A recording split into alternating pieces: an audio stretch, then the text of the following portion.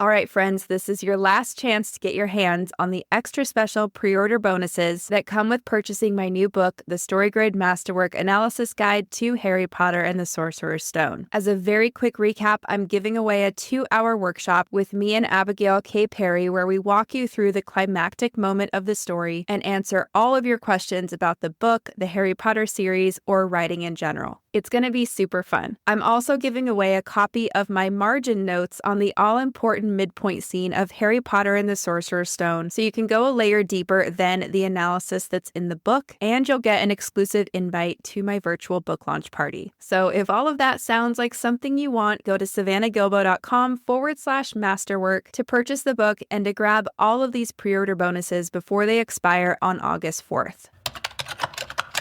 Harry goes to Madame Malkin's robe shop. He's alone because Hagrid nauseous after the Gringotts cart ride.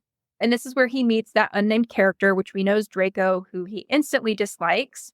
And Harry does face a crisis here. So Draco insults Hagrid, and it's kind of like, do I stand up for Hagrid and make this kid mad and make an enemy? Or do I side with the kid and betray my new friend Hagrid? So there is a crisis, but the crisis isn't strong enough to create a value shift in the scene. Welcome to the Fiction Writing Made Easy podcast. My name is Savannah Gilbo, and I'm here to help you write a story that works. I want to prove to you that writing a novel doesn't have to be overwhelming. So each week, I'll bring you a brand new episode with simple, actionable, and step-by-step strategies that you can implement in your writing right away. So whether you're brand new to writing or more of a seasoned author looking to improve your craft, this podcast is for you. So pick up a pen and let's get started. In today's episode, I'm taking you down a little bit of a rabbit hole into one of the scenes in Harry Potter and the Sorcerer's Stone. And that is the scene in Chapter 5, Diagon Alley. Now, I wanted to go on a deep dive into this scene because it was one of the hardest scenes for me to analyze when I was putting together the Story Grid Masterwork Analysis Guide that I've been talking about for the last few weeks. And I wanted to take you behind the scenes to share where Abigail and I landed in terms of, is this one scene, 2 scenes, or multiple scenes? And how does it actually work from a craft perspective? So we recorded a video for Story Grid's YouTube channel, and I'm going to share the audio of that video with you today. I will also post the link to the video in the show notes in case you want to check that out as well. Now, I am going to provide a quick summary of the Diagon Alley scene, but you might want to read through the chapter and then listen to this episode again after you've refamiliarized yourself with the text. I think it will help you see what I'm talking about in a little bit of a different way if you've actually read the scene. In the episode, you're going to hear Abigail and I talk about how we look at scenes in the Masterwork Analysis Guide. So the 4 questions that we use to analyze every single scene in this book. And then I will walk you through the nuts and bolts of these smaller moments within the scene to show you how everything works. So it really is a jam-packed, deep dive type of episode, and I think you're really going to enjoy it. So with that being said, let's go ahead and dive right into the conversation. Okay, so we are back to talk to you today about Diagon Alley, which is one of the hardest scenes that we had to analyze for this Masterwork Analysis Guide. And in part, it's because there's so much going on. The whole chapter is about 6,500 words, which is a lot.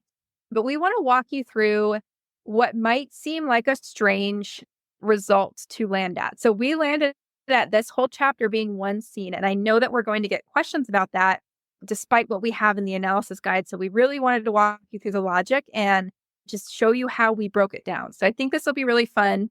I'm going to go ahead and read this little short summary of what happens in the chapter, and then we will dig into it. So in this chapter, Harry and Hagrid, they go to Diagon Alley. They're going to pick up school supplies and a package for Dumbledore.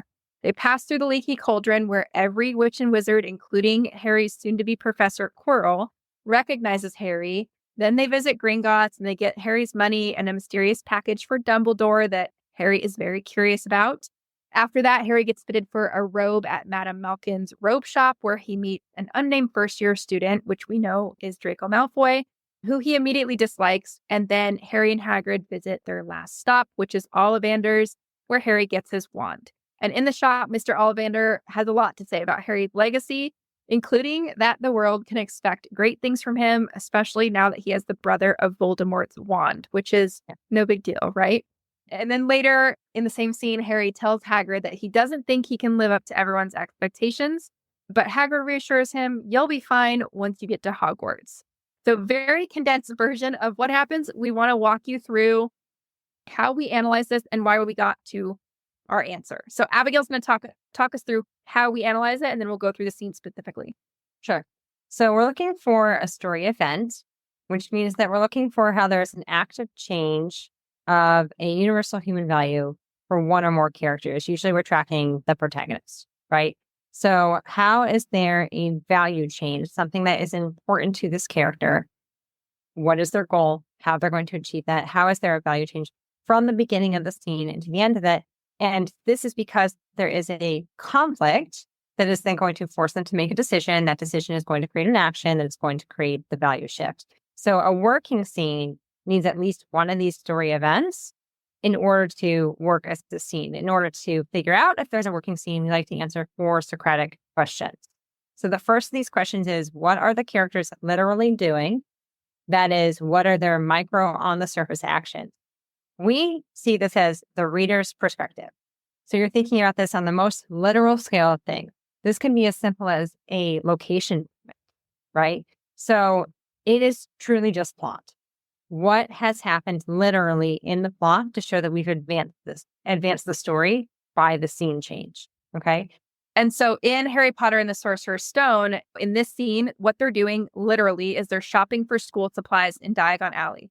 So the change we called out here was that Harry was in the Muggle world and now he's in the Wizarding world. So again, very literal. You don't need a ton of context to get this OTS change. It's just what's actually happening on the surface. Yep. And then the second question is going to deal with the character's perspective. So here we're thinking, why? Internal, right? Like what's going on internally? How is this developing the character? Remember that characters are best developed by crisis, by putting them in a crisis, because then they're forced to make a decision and that's going to develop their character. So we learn who a character is by how they make a decision. When you're looking at the question itself, we label this as, what is the essential tactic of the character? What above the surface macro behaviors are they employing that are linked to the universal human value? So to phrase that, like, what is the value change, that literal change, right? And how is the character going to be forced to make a decision that's going to help them change where they are internally and how they are, seeing something? How are they starting? Where they are? Where's their mindset at there at the beginning? Where is it at the end? Yeah. And you can think about this too. Something that helped me is like, what do they want? Why do they want it? And what are they doing? And how are they coming at this thing that they want? So it's internal. So in Harry Potter and the Sorcerer's Stone, we know Harry is like brand new to everything in Diagon Alley. He wants to understand the world he's a part of. And then once he gets there, conflict happens because he's like, there's so much I don't know. I don't understand. So he starts feeling insecure.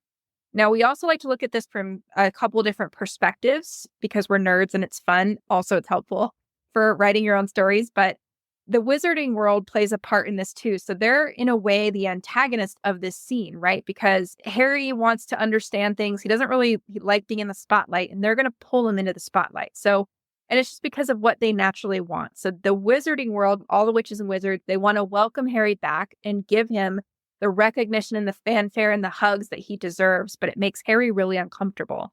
So he wants to learn about the world, but once he does, he's like, I don't know if I have what it takes to live up to your expectations. There's a whole lot I don't know. So it's what Harry wants versus what the scene antagonist wants, which in this case is the Wizarding world. And there's shades of this as we get into it, which we'll talk about. So the change we called out here is he had ignorance, or he was ignorant about the Wizarding world. He has some knowledge by the end of the scene. He came in feeling a sense of awe, and he left the scene feeling insecure. So these are internal values that we can tie back to the global story, which we'll talk about in a second. Yep. And then the third question deals with what beyond the surface universal human values have changed for one or more characters in the scene, and which of those value changes is most important to be included in the Story Grid spreadsheet. So we're thinking about this as author perspective. Another way that we look at this is when you're choosing the value that goes with the spreadsheet, you're thinking, how can I defend that this scene impacts the global value shift. So we're working with an action story. In general, we're on a life and death value spectrum scale. You can use different words to emphasize where that life and death is. Ultimately, it's saying that we're on the survival scale. Where are we? And how is this scene, even if Diagon Alley doesn't necessarily have a life-threatening moment in the scene? And by the way, like, there should be plenty of scenes that don't have that literal life and death, because otherwise it's way too intense all over the place. Like, you're going to undervalue the ones that really do have those moments. But regardless of that, in this, can we say what happens in this scene still influences and impacts the value shift on that life and death scale? So the author knows this, because the author is God of the story. The author knows what the reader and what the characters don't know, which means that that's how they can play and move their chess pieces in a way that creates surprises and has important stuff like, is this a scene that I kill my darlings with, or do I keep it? And why do I keep it? So that's how we make a decision with this question. Yeah. And this is, I think, has developed into our favorite way of looking at scenes, just because it's so sometimes hard to think through, but really rewarding once you get to the answer and you're like, okay, I get it. So in this scene, what we called out was, although Harry feels insecure about his ability to assimilate into the wizarding world and live up that reputation that other people have of him, or the expectations, he does succeed in collecting everything he needs to go to Hogwarts. And he's going to go there, learn all those spells, forge the alliances, and develop that confidence and courage needed to face Voldemort in the end. So on one hand, he's grown more insecure, but he's also accomplished his scene goal, or that objective, which is get your school supplies. And the visit to Gringotts, we'll go into these little micro bits in a second, but the visit to Gringotts is especially important because this is what piques Harry's curiosity and that need to find out what's in the package. And if he's not curious about it, he's not going to be called to investigate or later protect it. And if he doesn't do that, then Voldemort will succeed in coming to power again. So that's what Abigail was saying, all these little chess pieces. There's so many different things going on. And the author, from this analysis perspective, we pretend to be the author. So we know something very different than a first-time reader will, in that on the surface of we're just visiting Diagon Alley and having a great time. And Harry's also seeing something different. He's feeling insecurity and also wonder and all that. So it's a really cool way to play with all the different layers. And the BTS change we called out here was that he's going from unequipped to equipped, because Abigail said, what is going to move us along that global value spectrum? What's going to help him be more equipped to survive, or more able to survive, or less? And in this case, getting the supplies and going to Hogwarts. Yeah. And just look at that. Like, ultimately, what is this question doing? It's answering why this scene matters. And it's answering, you can look at Savannah's right up with this. Why does this matter internally, and why does this matter externally? We've had an external question, we've had an internal question, and now we're marrying the two, right? Right. And then you're choosing your value shift based on that global value spectrum. So where are we in that? Unequipped to equipped. Notice it is not saying life to death, death to life, any of those. But it affects it. We like to say, and this is one of the greatest things that gave me freedom in analyzing. I was super spiraled, and then I felt like I had to literally write down life or death. And I realized the word was shackling me from really my understanding of what the value change could be. Unequipped to equipped, we can argue being equipped is going to help you preserve your life, right? So just don't overthink the words that you pick for the value change. Just make sure that they make sense, right? And like, sometimes we don't even pick a single word. You'll notice in the analysis story, we describe something. So it's like, I think that like that was something for me when I first started analyzing stories with Masterworks. I really felt restricted in what I had to do with the words. And then I realized, like, wait, I don't have to just pick one single word. And again, it's not unequipped to equipped. You might have a different value change in your mind of what the scene can do, but can you argue still that it impacts the life or death value spectrum? If the answer to that is yes, then you're moving in a better way of, I think, analyzing the scene in order to determine if it has value or not in the story. Yeah. And you'll see, like Abigail said, we kind of left our versions of, like, some scenes we might have 3 options for what describes a value shift. And it's because we couldn't pick.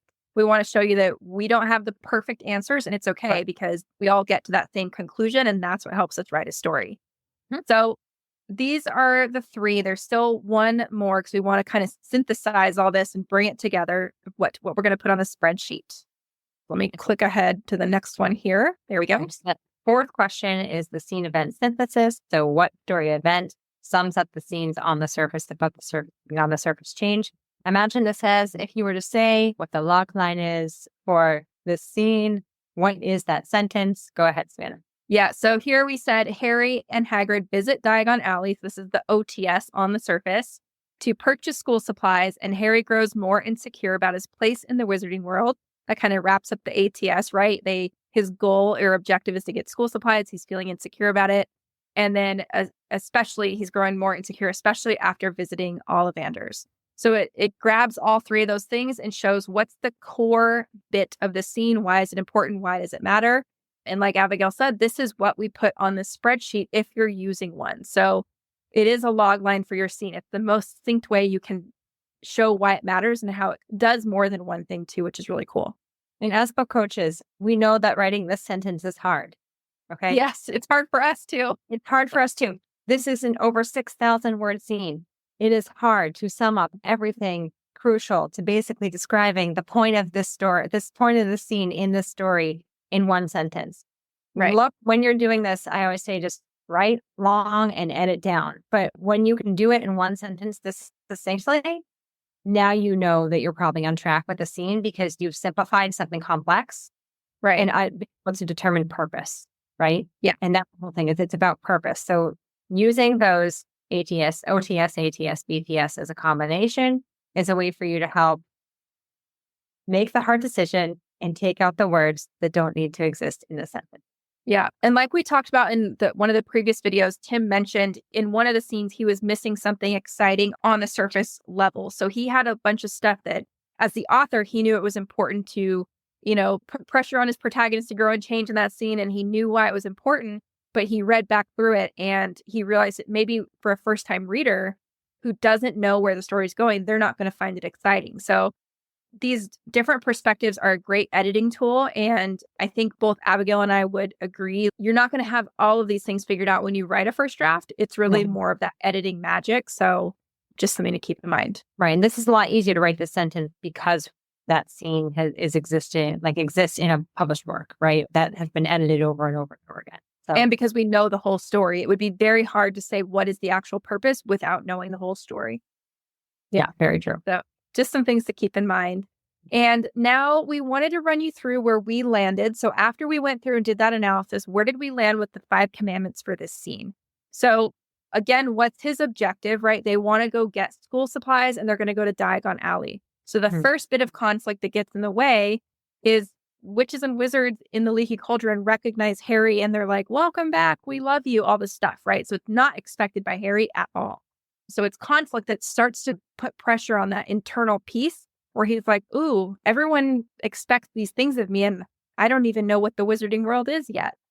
So then there's a bunch of progressive complications, which we will look at in a second. And the turning point happens when Mr. Ollivander says the world can expect great things from you, especially now that you have the brother to Voldemort's wand. So it's confirmed all these worries that Harry has. Mr. Ollivander's like, yeah, the world's going to expect you to be a pretty darn good wizard. So Harry faces a best bad choice decision. Do you want to explain what best bad choice is, Abigail? Yeah. So best bad choice, no matter what choice you pick, it's a negative result, right? So there can be irreconcilable goods decisions. It's not the case in this scene. That's the inverse of best bad choice. That means that both options are good, but usually it actually impacts the third party, what your choice is. But in this case, no matter what Harry chooses, even if he doesn't choose something, it's going to result in a negative consequence, or it's going to be a tough to make. So his choice here specifically is he going to go through with his decision to go to Hogwarts? And will he, because he's already decided that. So is he going to go through with it and risk disappointing himself and the rest of the wizarding world? So this scene's kind of added a layer onto that decision. Or is he going to let his fears and insecurities win and end up back at his miserable life with the Dursleys? So either way, he's facing the evils of those, right? Ultimately. Yeah. He's facing discomfort either way. And his decision, we know he shares his fears with Hagrid and he decides that he is going to go through with his choice. So the resolution here is that he's still nervous, but technically he's ready. He has all of his school supplies. He's accomplished that goal. He's ready to go to Hogwarts. So he heads to the Dursleys and he spends the rest of the summer there. So that's the result of everything that has happened. So let's see, what did I put here? Oh, and this is the climax of the beginning hook, right? So he's already decided to go to Hogwarts in the last chapter, but his decision wavers because now he's exposed to the world and they expect things from him. So luckily for Harry, he's courageous. And by the end of the scene, he commits again to that future that's awaiting him at Hogwarts. So this is where we landed. And I just know there's going to be people that read through it and they're like, but what about all the smaller moments in the scene? Because he goes to Gringotts, he meets Draco Malfoy, right? And he goes to Ollivanders, he does all of this stuff. So that's what we wanted to take you through because it threw us for a loop too. And we feel pretty good about where we landed. So anything to add there before we dive in, Abigail? The amount of times that we've read, changed this analysis, read this scene and changed this analysis, I just can't even express how many times it was. And I say that to let you know that you are not alone. And when you analyze things ad nauseum, and eventually you just start to make your decisions based on your best opinion about how this scene moves and changes. Yeah. So we're going to explain like where we are, but yes, like we have a lot to explain and defend why we think this is one scene instead of multiple scenes, which I'm sure multiple people probably are thinking it is. And maybe it's like to you out there who thinks this is multiple scenes, there is no wrong or right to this. There's how do you defend this, right? Yeah. And we have evolved our definition of scene, which we've explained in a previous video with Tim in a previous interview, that I think allowed us some freedom in understanding purpose of movement. But that might not be how you like to analyze scenes. For us, this was a tool that helped us really understand why we thought this scene had purpose, within also understanding how the details that were preserved in the scene are extremely important in work for the story. Yeah. So let's get into it because this is going to be fun. We've been very excited to do this video. So we like to start at the beginning of the scene, right? So remember his objective is to get school supplies at Diagon Alley. So to do that, in the first part of the scene, Harry and Hagrid, they travel to Diagon Alley. So they leave that shack out at sea where Hagrid showed up and said, "You're a wizard," and all that stuff. And they travel to London. And what happens during this travel is we learn a lot of important world building details, such as there's this thing called the Daily Prophet that is the primary source of news for witches and wizards. We learn there's a Ministry of Magic that governs the wizarding world. We know dragons exist and they guard Gringotts, which Hagrid says it makes it super dangerous to try and rob. And also that Hagrid really wants a dragon. He's already talking about dragons. So we learn all this stuff. This is the piece of the scene that establishes the scene goal to purchase school supplies. Now, at the very end of this moment, when they're kind of landing in London from the dock or whatever, there's a part where you could infer that Harry might want to keep asking Hagrid questions about the wizarding world, but ultimately chooses not to because Hagrid's reading a newspaper. And maybe we could say in his past, the Dursleys have yelled at him for interrupting or something, but we would be inferring it because none of it's on the page. So when we were looking at this, we're like, well, there's not really a crisis here. It's not really like Harry thinks there's something to lose or gain or risk if he asks Hagrid for more information. So we kept looking. We're like, okay, well, let's find that crisis. So then we move into the next piece. But before I go there, do you want to say anything about this? Just that pay attention to, if you want to look at, we're not going to go into extreme detail on this, but this Diagon Alley is another really excellent example of when maybe it doesn't have a crisis, but the line level, the details of learning the world are really valuable. So you'll notice, and learning characters as well, like this particular part with Gringotts. I don't have it up. I had the book here, but I'm not going to spend time searching for the pages just yet. But look for it. The description of when Hagrid is pulling out Harry's key for the ball, and it describes all the things he's pulling out of his pockets. Yeah. What's the purpose of pulling out all those crazy details? Because it defines Hagrid as a character, right? Like almost like that exercise of when you're writing characters, what would they have in their purse or their bag? They pull out, only like they're actually putting it, like Rowling's actually putting it on the page. But it's because what Hagrid keeps in his pockets is funny, right? We also learn how the currency works. And that is a layer of world building. We understand that galleons are the most valuable of the coins. And then we have sickles and nuts, right? I think that basically like you're learning how many is in each. Do you need to know? that information and understand currency to a political level or an economic level in order for us to really enjoy the Wizarding World? No, but we learn that Harry has a lot of money. And that's going to be something that is going to be valuable in understanding his relationship with Ron and some insecurities that Ron has, but how Harry is very humble. And we'll see that actually progress even more when we're going to run into Draco, who's not going to be named, but we know is Draco later in the scene. Yeah, and so we pull out all these little details and explanations in the actual masterwork guide. But yeah, let's get into the next little piece here because you're stealing my thunder there, Abigail. Sorry. So after we land, Harry and Hagrid, they go through the leaky cauldron, and what happens here? So every witch and wizard, including Professor Quirrell, recognizes them. They're welcoming him back, right? People recognize him, which starts to escalate that internal conflict, which was started here where they were on the boat. Because Harry's already realizing there's so much I don't know. And he's thinking, I don't know if I have money. That's like the first thing he wakes up thinking. So he's starting, this internal conflict is there. And then this really punches it up, right? Mm-hmm. Everyone expects things of me, but there's not a tough decision for Harry. So it's just something he's reacting to. And the internal conflict is escalating. He's already nervous.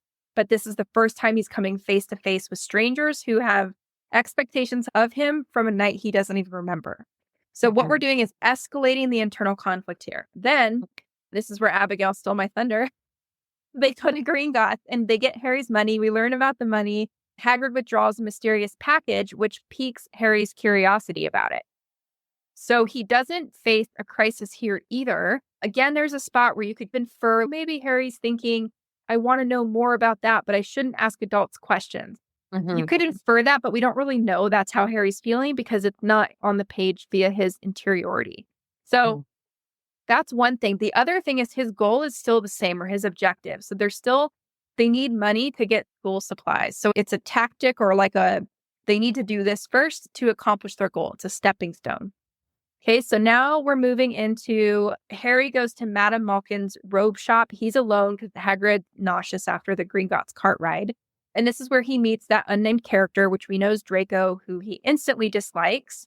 And Harry does face a crisis here. So Draco insults Hagrid, and it's kind of like, do I stand up for Hagrid and make this kid mad and make an enemy? Or do I side with the kid and betray my new friend Hagrid? So there is a crisis, but the crisis isn't strong enough to create a value shift in the scene. Like Abigail said, he's unnamed, so we don't really know who he is. We're going to meet him later, more officially. But this interaction, to me, is more about establishing that tension between Harry and Draco. That's going to become the foundation for everything else between them in the book and the series. And it's a little preview of Harry choosing good Hagrid over evil Malfoy. Yeah. And that acts as a setup for Harry's character, which pays off a bunch of times in the story and things like that. So anything to add here, Abigail? Yeah, so I am with you 100% behind that and about establishing Harry and Draco. Just to reiterate movie versus book, because I don't know which one you're most familiar with. This didn't even exist in the movie, right? It's a preview to the scene that does have a crisis with Draco, where Draco extends his hand and says, I'll help you there, find the best friend, find the lot that you should side with. And I think that what's interesting about that is why include this here as well in Diagon Alley when you're going to have a larger scale of it a little bit later. And what I think is when you go into the crisis for this scene in particular, yes, there is a crisis, but like you're saying, it doesn't necessarily create the value shift. Harry is so instinctive in defending Hagrid that while there are consequences to making enemies with Draco or not, they're not really existing in this scene, the Diagon Alley scene as a whole, in this moment in this scene, in the way that they are later when he defines Draco as his enemy by his choice. So it's here, this disagreement, but Draco's kind of feeling Harry out. Harry's feeling Draco out, and he defends Hagrid, but not necessarily, I've now made an enemy. It's more butted heads. And we're disagreeing, Draco's saying his snotty things. I think it also is a way in the book, because remember that in a book, you don't have the advantage that a movie has where you have the actors who can convey them, and you have the music that's going to emphasize the dangerous characters and the bad relationships, things like that. in a book, you have to deliver all of that for the reader. And I think by having this moment in Diagon Alley, what it does is it gives us that sense of ick around Draco, mainly because, and also it's going to really foil with Ron later, right? So it's really going to clash. That's a better word. It's really going to clash with Ron later, who is so humble, who would never be in a first encounter with someone talking about we shouldn't be letting muggles who are now witches and wizards into the wizarding world. Like, it's just so opposite. And we see it immediately how Harry is.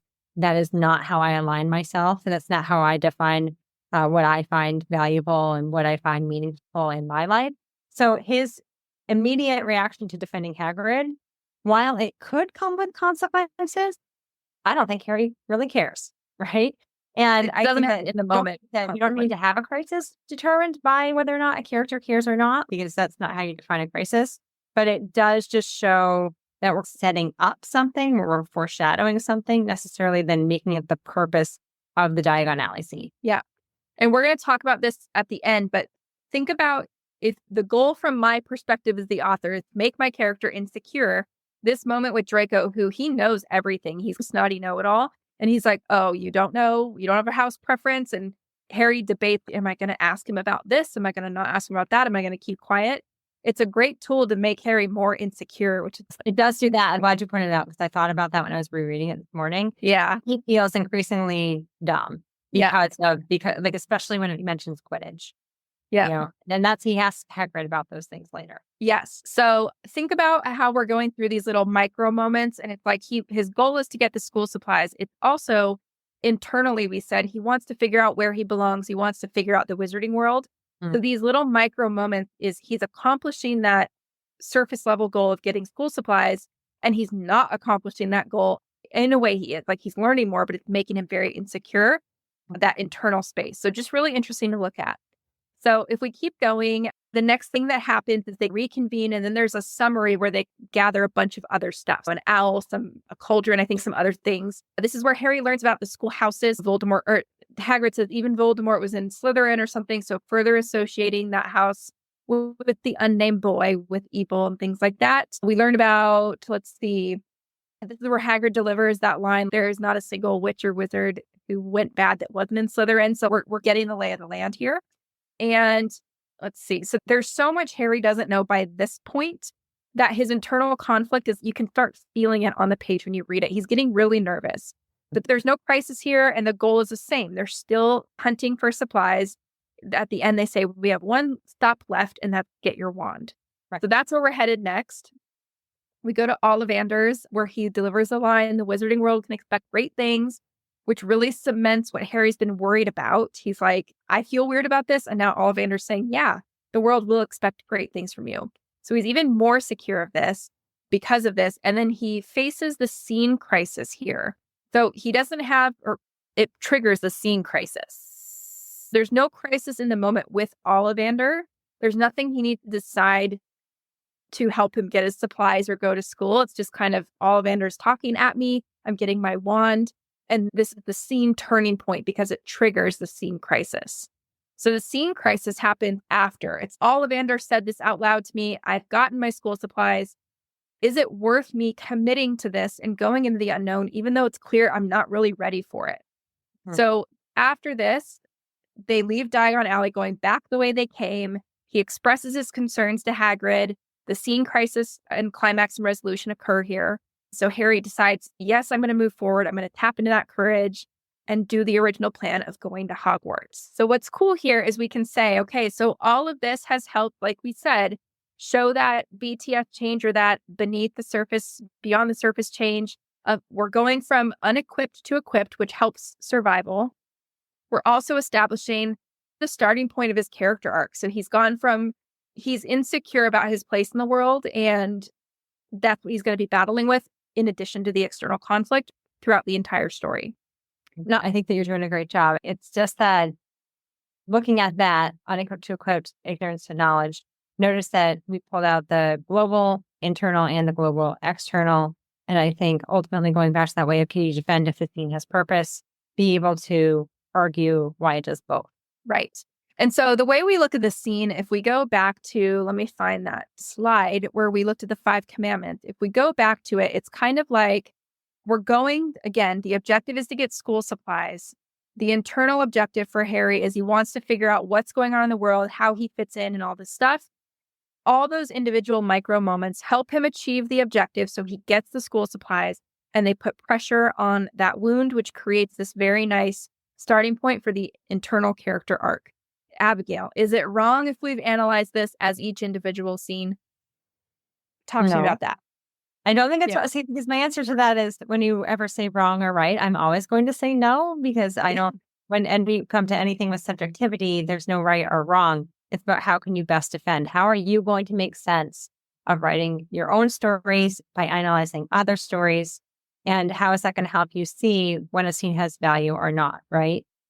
Ultimately, at that same time, I think that as a book coach, and Savannah and I have talked about this outside of this interview, as a book coach, I might be looking at this, and if you were to give me these scenes, I probably would challenge you a bit. And I'd say, can you have a clearer crisis in these so that we can get it down more to the 2,000 word potato chip scene length? And is there any value in condensing this and having value changes and goals changed throughout the scene? Your answer to that might be no. And I'm going to be more curious and ask you why. And there's no right or wrong to that answer. I just want to hear why you think yes or no, and why I think yes or no. And we provide both of our opinions on the table, and you make the best decision based on that conversation, right? And this is Harry Potter and the Sorcerer's Stone. This is, I believe the scene works. I believe the story is beautiful. It is one of my favorite stories of all time. I think it's foolish to argue that the story has not done its job on working as a story, right? It's obviously a phenomenon. At the same time, it is the first book that J.K. Rowling wrote. So I just want to emphasize that through our analysis, I think analyzing particularly Savannah's done Harry Potter and Sorcerer's Stone. I'm the writer of Harry Potter and the Chamber of Secrets for the analysis of that one. I found 1 and 2 much more difficult to analyze on condensing into scenes than 7, which is another one that I'm doing, and looking at 4, 5, 6. And Savannah's looked at 3 more than I have with Prisoner of Azkaban. So I think it's just I think naturally writers become stronger as writers the more books that you write. And Rowling is a masterful writer from book 1. At that same time, I'm sure that when you look at something like 5, 6, 7, the strength of the writing, at least even just like the implicit knowledge of understanding pace and things like that, probably feels a bit stronger. And at least like for me, I felt like it was a bit stronger the further that you get, which makes total sense, right? The more time that you spend writing, the more natural this pace and shift scenes and changing them and be more definitive of the goals. In a way, here's like the trick is like, in a way that we're not glaringly putting it in the face of the reader. It's just existing because it's magically existing and we're moving with it on an entertainment and an emotional level, right? And you're just going to get better at that with that. So when I'm looking at Harry Potter and the Sorcerer's Stone, does the scene work? Yes, I think it does. Is there maybe, if I were to look at this and get really nitpicky, and I could say, are there opportunities where we might have been able to tighten certain areas? Possibly. I don't know. That doesn't exist, right? That version doesn't exist. I do think that you can look at films and you're looking at, why would the film make certain choices on certain scenes? And film scenes tend to be a lot tighter for a lot of the reasons that I stated earlier about how when you have a film, you don't have to do all the things that a book has to do. The iceberg theory, where the film is above the surface and the book's below the surface, is real because a book has a lot more roles in helping the reader visualize and experience the scene and the story than the film, because the film has other players who are working just the text, right? Yeah. So I think ultimately to that answer, my long-winded answer to your question is just that when you're looking at this, there's always a place where maybe you could say we could have done things differently. Can you still get to the argument and be able to defend does the scene work and why it works? And if the answer to that is yes, then you've done your job, right? And if you think we sound like a broken record, it's because we see this hold people up so much that we want to be a broken record. There's not really a wrong answer. We're all going to look at things differently based on our own experience. And even Abigail and I, people ask us all the time, do you guys agree on everything? Or like, how does that work? We disagree on things a lot. And what we're trying to see is at the very end result, do we understand the same takeaway from what we're doing? And in most cases, we do. It doesn't matter what value shift she calls out, or if I call it ignorance knowledge and she says audit insecurity, we're getting to the same place. So It's really cool. But one thing I want to say before we wrap up, I get this question a lot, is like writers, I'm just pulling this example up on screen. We want to write a scene where there's like a lot of these little kind of stops on our way to accomplish the scene objective.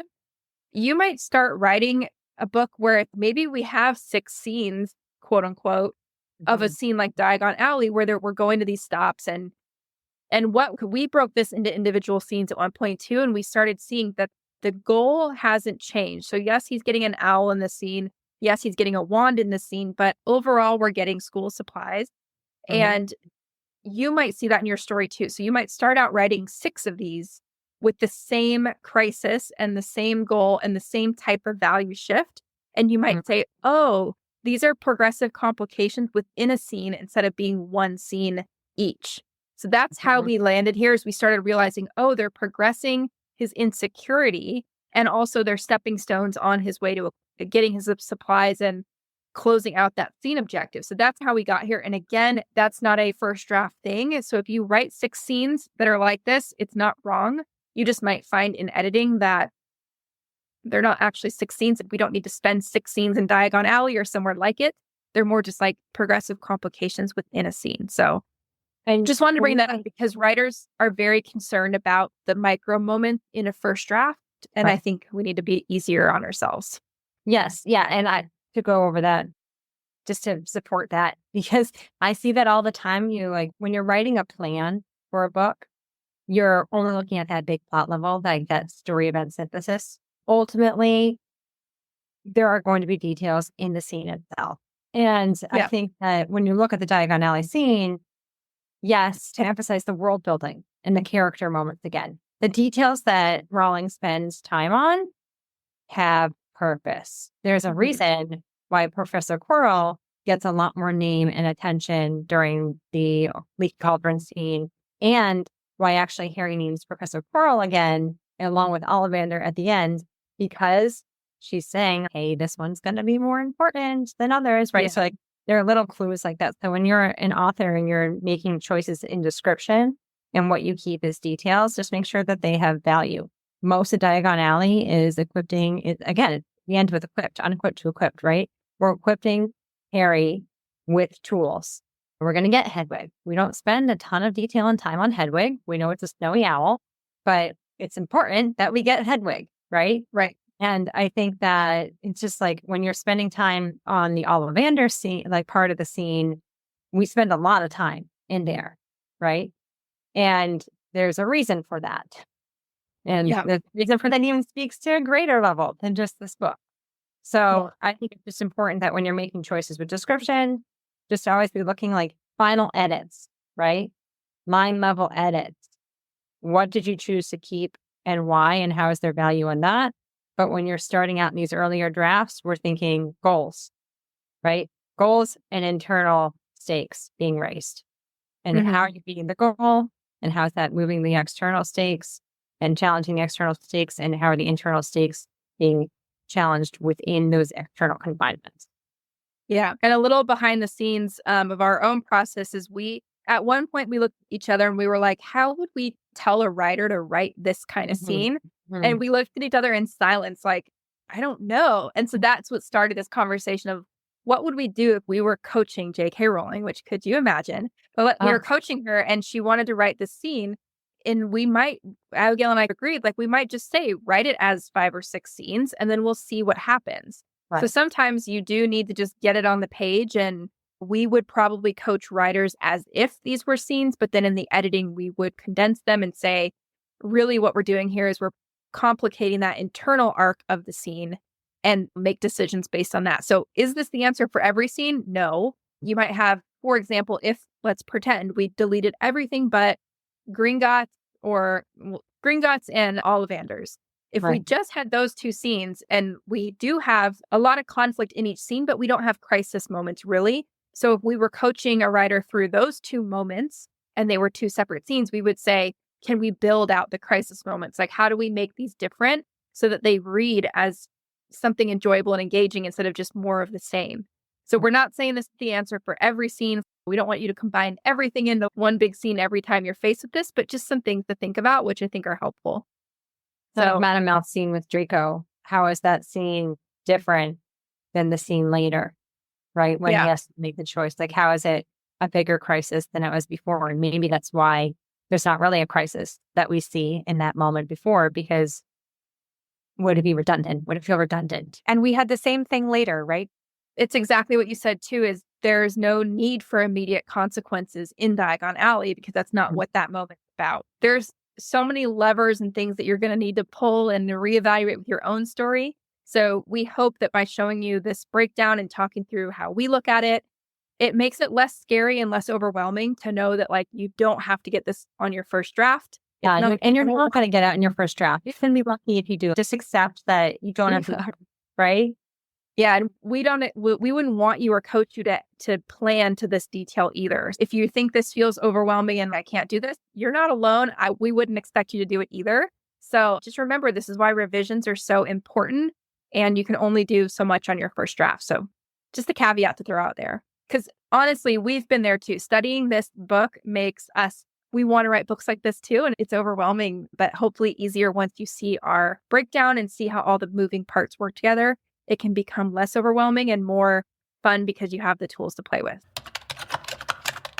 Okay, so I hope you enjoyed that deep dive into Chapter 5 of Harry Potter and the Sorcerer's Stone. And if you liked this episode, you will absolutely love my new book, The Story Grid Masterwork Analysis Guide to Harry Potter and the Sorcerer's Stone, because we break down the entire story on a scene-by-scene basis and so much more. I'm so proud of this book, and I hope you will check it out. At the time of this recording, I'm offering a handful of bonuses with proof of purchase. So yes, for the price of one book, you will get so much more than just a book. And if you want to see what I'm talking about, you can go to savannahgilbo.com/masterwork to get all the juicy details.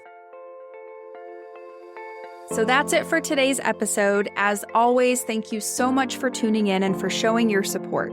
If you want to check out any of the links I mentioned in this episode, you can find them in the show notes listed in the description of each episode, inside your podcast player, or at savannahgilbo.com/podcast. If you're an Apple user, I'd really appreciate it if you took a few seconds to leave a rating and a review. Your ratings and reviews tell Apple that this is a podcast that's worth listening to. And in turn, your reviews will help this podcast get in front of more fiction writers just like you. And while you're there, go ahead and hit that follow button because there's going to be another brand new episode next week full of actionable tips, tools, and strategies to help you become a better writer. So I'll see you next week, and until then, happy writing.